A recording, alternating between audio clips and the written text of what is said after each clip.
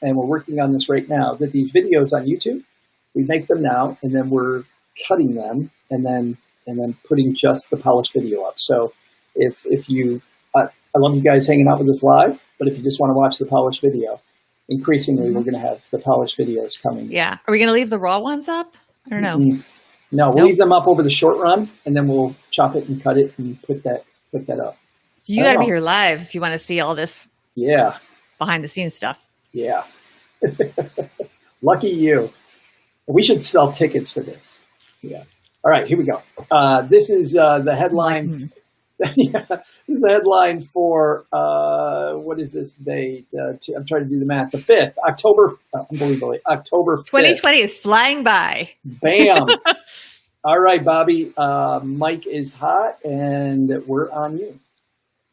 We are talking about the F word today, as in fiduciary. It's a clean show. We talk about money here. Apparently, RIAs are playing down fiduciary standards online, according to Investment News. It is Monday, October 5th. Let's talk money with our friends. Welcome to the Money with Friends podcast. I am certified financial planner, Bobbi Rebell, host of the Financial Grown Up podcast, coming to you from my very grown up kitchen in New York City.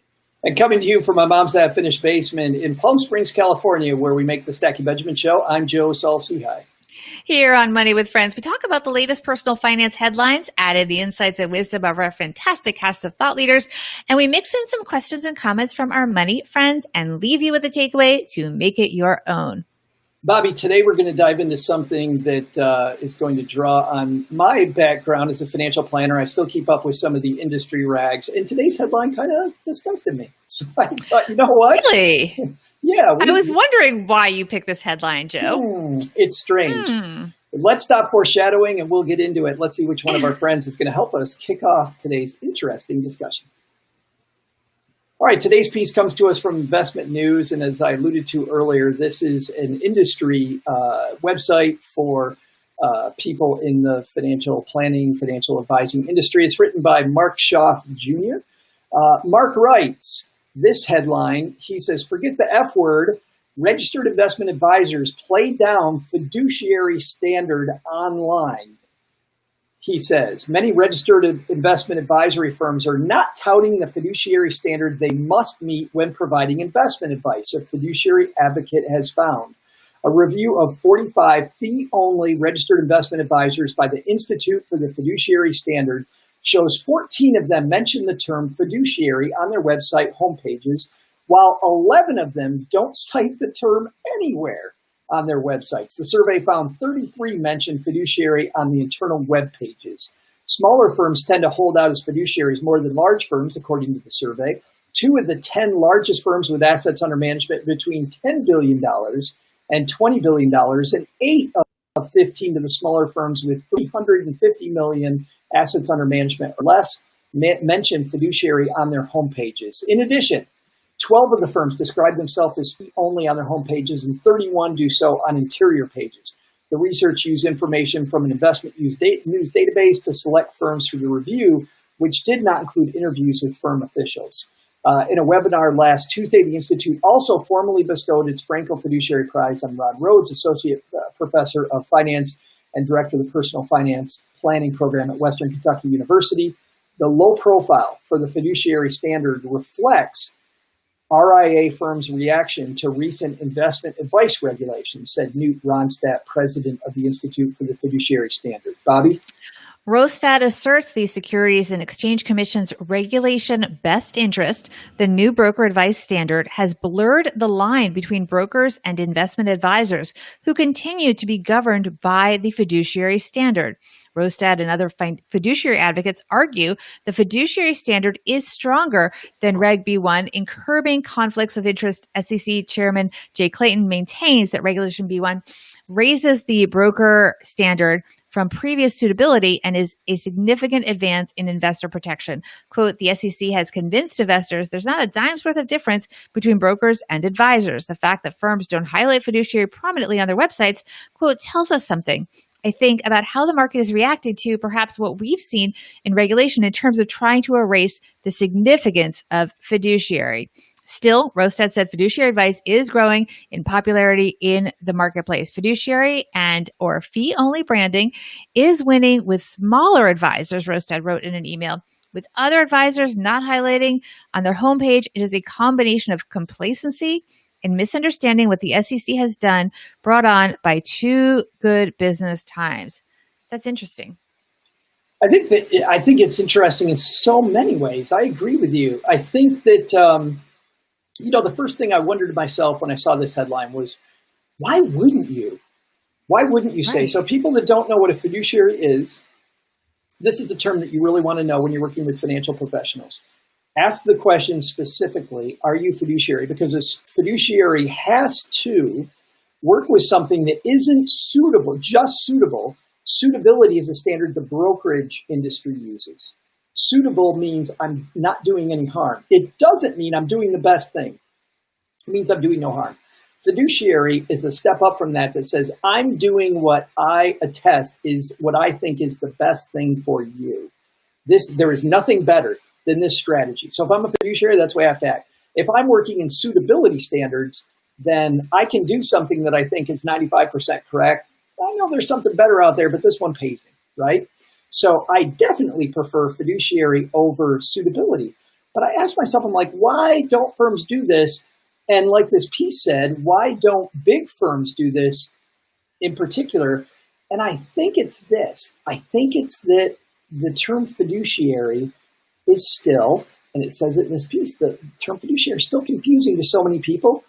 When these big firms are trying to, gather more assets and have more people hire them, like, I don't want to put these confusing terms on my webpage. I'm just going to leave it to, we're great, we'll help you a lot. Yes, we are fiduciary, but we don't feel the need to sell this. Yeah, and maybe they don't want to promote that as a standard because maybe they're working behind the scenes to maybe make it not the standard anymore. Maybe they're hoping it sort of goes away. I don't know. And they don't want people to ask about it. And I did want to add, so in practice, what it would mean if you were working with suitable versus fiduciary. So if you came into a broker and you said, I want to diversify and I want to buy a mutual fund that's an emerging markets fund. And let's say at the morning meeting that morning, they all were told, well, you get a big commission if you sell this particular emerging market fund. And that one happened to be more expensive for consumers, for investors, than another one that actually had better returns and a better outlook and maybe was less expensive and a better fit for you. If you said you wanted an emerging markets fund, they could sell you the one that had the better incentive for them because it was suitable. It was what you asked for. It was what you said you wanted in your portfolio. Versus if they were a fiduciary, they had to pick the one that was only based on best for you, not based on what the commission was. Well, and here's the other problem.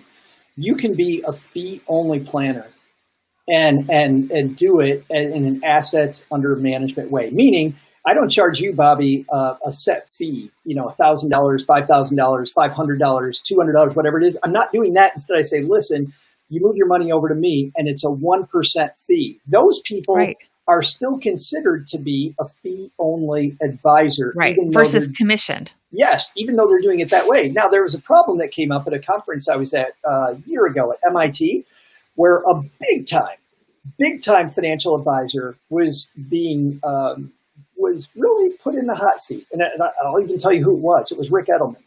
Rick Edelman, huge guy that used to be fees and commissions, now says he's a fee-only advisor. There were people that were asking him while he was on stage, if there is a product that's part of your platform as a fee-only advisor, where you can have it on your platform and you manage it where you get paid, versus an asset that you don't get paid on. Namely, by the way, it was a conference on annuities. Versus a person where clearly an immediate annuity that whatever, and Rick has said time after time, he's like, the annuity industry is so ugly that we don't go near it. And this person said, but if it is true and you're a fiduciary, and it was really interesting, Bobbi, watching him waffle, watching him go, well, this fiduciary standard might go. And so I think that with big firms like Rick's, not just pointing out Rick because there's a ton of these people, right? That with a lot of firms like Rick, if it's not on their platform and they say they're a fiduciary, are they really? And so maybe, to your point, maybe they're not putting the word fiduciary up there because they're also worried about the lawsuit of listen, how come you haven't recommended anything that's not on your platform? Mm-hmm. Yeah. I don't know what the incentive is for them to promote the whole idea of a fiduciary is also part of it. Yeah, no, there is none then, because if they're promoting fiduciary, then they're inviting the question, if you're a fiduciary, why is every single investment you recommend on your platform where you get paid? Yes. And the smaller firms, though, are more likely to put it on their website. I thought that was interesting, too. What do you think is going on there? I think that smaller firms, much earlier in the process of growing the firm, still trying to actively get new clients, but also I think smaller firms, and this is a growing segment of the audience, are not doing assets under management. Like the uber geeky part of financial planning right now is this whole thing about assets under management and saying fee only. Is this really correct? Because there's people like me that think, I don't think you are fee only. If you're a 1% person, I think that's kind of a commission. Even though, don't get me wrong, I love the Fisher Investments ads right now, which crack me up about how, and guys, this is my snark, not Bobbi, so don't blame her for this. But when I see, and I don't know if you've seen these ads, Bobbi, but there's these ads that go, hey, we're way different than other advisors because we do better when you do better. That's how we do. Your advisor's a slime ball, but we do better when you do better. And that's how we do things. There's no commissions. No, what they're actually telling you is we're trying to have you have us manage all of your money. We're asset gatherers. And when you put it with us, we're charging you a fee based on the percentage that we have. Mm-hmm. In my opinion, that's still a damn commission.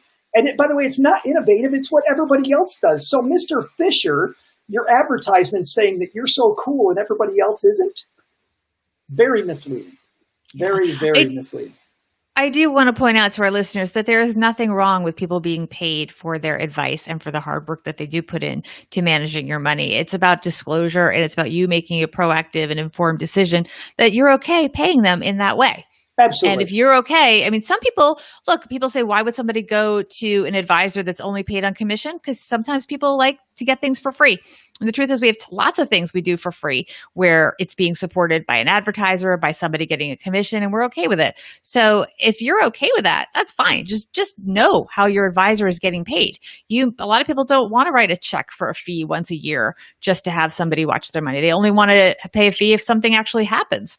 Well, and there's something else going on here behaviorally, and I kind of threw Rick Edelman under the bus earlier. I'm going to defend Rick here because Rick's book, The Truth About Money, one of my favorite books, and Jane Bryant Quinn, by the way, one of our favorite people as well, Bobbi. She's a great journalist. Jane Bryant Quinn said the same thing. But the issue here is a commission-based advisor, where you're just going to pay them a commission up front. What happens behaviorally is it might be 85% correct, but they're going to make sure that you implement it. And I've seen a lot of people reach their goals using pretty crappy products, but they still got there because the commission-based person convinced them to continue to put money in it. So yes, it's not perfect. They're not getting you directly to your goals. There is a little bit of friction there, but you're getting there. Versus Jane and Rick both have done studies about fee-only advice, where the fee-only advisor, if they truly are fee-only, where they're charging you X amount of money right now for the plan, they don't care if you implement or not. They're giving you the best advice ever, and if you don't implement, they go, yeah, that's on you, big deal. And behaviorally, we know that a lot of the time, and I'll tell you this as a former advisor, people tried to treat my advice like it was a buffet. And what was amazing was it's not a buffet. All of the advice dovetails. So when you don't do thing one, it affects thing two more often than it doesn't. And so the question is, which one is really better?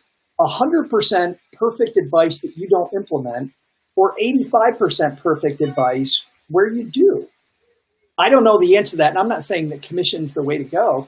I'm just saying I think it's a much more interesting argument than the community, the financial journalist community that wants to say fee only all the time represents. I think there's a lot more nuance. I agree. I think people that work on commission, or even that take the fee only, that's a percentage ongoing, they have an incentive to create a relationship and to deliver, because they are only getting paid if you stay with them. Yeah. And if you're actively engaging them. And a lot of people do like the fact that these firms that charge, a percentage of your assets every year are, first of all, they're constantly incentivized to keep you there. And they do often put out a lot of educational materials and work with you on what you're doing and want you to be vested with them long term. It's interesting. I heard the beep, beep, beep, which means a lot of people that are live are commenting on this. Alexis here says that she likes the behind the scenes and I think she likes watching me get hot about this stuff. It just drives me crazy. Kimberly says that people are afraid people don't know the term. I agree with that too. I think there's too many people that don't understand the word fiduciary. They have no idea what questions to ask. And that also is a frustration. So in just a second, Bobbi and I are going to have our takeaways from today's discussion. But first, I want to talk about something that I think is actually really, really cool when it comes to investing. And that is, people ask me all the time about IPOs, initial public offerings, and should they get involved? And generally, IPOs are pretty risky for a couple of reasons. Number one, you don't know where the stock's going to go when it first hits. Number two is that you generally have to be an insider to actually make a lot of money. And it's not what you think it is. A lot of people think that you can make money getting in on an IPO on day one, when really the people that got in before day one are the insiders. So how do you do this with less money and make it less dangerous and take your sandbox money and have it actually help out some of these cool emerging technologies that are out there? And it's called our crowd. If you wish you were in early on some of the best performing IPOs of 2019 or 2019, our crowd investors have benefited from our crowd companies IPOing like Beyond Meat, which I'm sure we've all heard of, or being bought by companies like Intel, Nike, Microsoft, and Oracle. Our crowd's investment professionals leverage their extensive network to review some of the most promising private companies and startups in the world. Their in-depth due diligence includes meeting with management teams and generally comprehensive vetting of deals they decide to make part of their own portfolio. Our crowd also invests alongside their own investors. Once our crowd selected a deal, they offer accredited investors the opportunity to invest alongside them with the same exact terms. They're not charging extra on that. If you're an accredited investor, you can join our crowd for free at OURCROWD,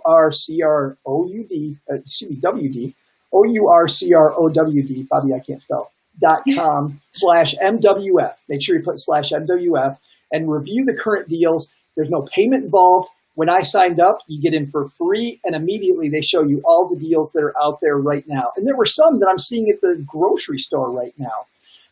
The investment professionals at our crowd have already reviewed thousands of companies, invested hundreds of millions of dollars, closed investment in over 200 companies, and chosen dozens of companies that have made exits. Today, you can join our crowd investment in Mimic. Mimic explains that their tiny robotics allow surgeons to be less invasive and safely perform gynecological surgery so women heal faster and have less scarring. Mimic's a much-needed innovation in the rapidly growing multi-billion-dollar robotic surgery market. You can get in early on Mimic and other unique opportunities at ourcrowd.com/MWF. If you're interested in investing, join our crowd. Our crowd account's free, OURCROWD.com/MWF. Really interesting platform, but Bobbi, also something very interesting. I'm very interested in what people think about this fiduciary discussion. What's your takeaway? Look, I think Wall Street already has a lot to deal with, especially, the public doesn't always trust them. So it's in everyone's interest to both promote and adhere to the fiduciary standard if it applies to you. Even if it means missing out on some commissions in the short term, in the long run, client trust will make up for those short-term losses. So I do hope that companies and advisors and brokers, if you do have to hold to the fiduciary standard, say it. Just say it and educate your people and be proud of it. I totally agree with that. Put it on the front page. Let's get people up to speed and be a part of this community that is the solution to a lot of the problems and not the frustration that I think, at the very least, I vented about today. My takeaway is this, that where, fiduciary is very important. I think that the most important thing is not about fees, and that's what we hear a lot about advisors. Fees. I think you need to know how your advisor's paid. You need to understand that so you can understand the motivation maybe behind the recommendation. But then you know what's more important? Understanding value And what are they doing for you? Fees don't make any sense until you know, what am I getting for the fee? You can compare fees all day, but they might be doing two completely different services. Start off with, is this person a fit for you? And then number two, how do they work and how do they get paid? And then number three, what is the fee for that work? And I think you're going to make a better decision. Very well said. Man, I get hot about this one. Thanks for chatting about it. And Bobbi, people want to help us make the shows this week. We got some great shows this week. How do they do that? Best place to watch the show is on our YouTube channel, Money with Friends. Just go to YouTube, type in Money with Friends, and be part of the show. You can subscribe and set alerts so you know when we are coming on. You also can find out the schedule in advance for the show by going to our website, moneywithfriendspodcast.com, and just click on schedule. And of course, we're so excited about our new season of Thought Leaders. You can also find out more about them on our website by just clicking on Thought Leaders. Wait, don't forget about our Instagram at Money Friends Pod. Yes, absolutely. And one of those great thought leaders tomorrow with you, Bobbi. Grant Sabatier joins us. Bobbi and Grant, we'll see you tomorrow. Millennial Money. At Money with Friends. Bye-bye. Bye. All right. Those Ken Fisher ads drive me crazy. And I didn't mean to get that hot, but I'm like, oh my God, are those horrible. Those are just horrible. I know. Oh my goodness. I don't know Ken Fisher, but geez, the way he markets drives me nuts.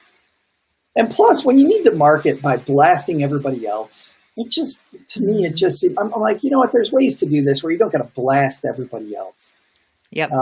Just ugly. Anyway, all right, guys. Have fantastic. Thanks, Money Pulse. Glad you could join us. Kimberly, Alexis, Ray, Rich, thanks for the kind words. Melissa, great talking. I hope you're doing great, Melissa. And everyone subscribe to YouTube. Yes. We are doing some heavy-duty work there behind the scenes. In the next 2 to 3 weeks, you'll really see the YouTube channel change. So that's exciting. We are doubling down on our YouTube channel, so please subscribe and tell your friends. Yeah, going to be great. See you guys later.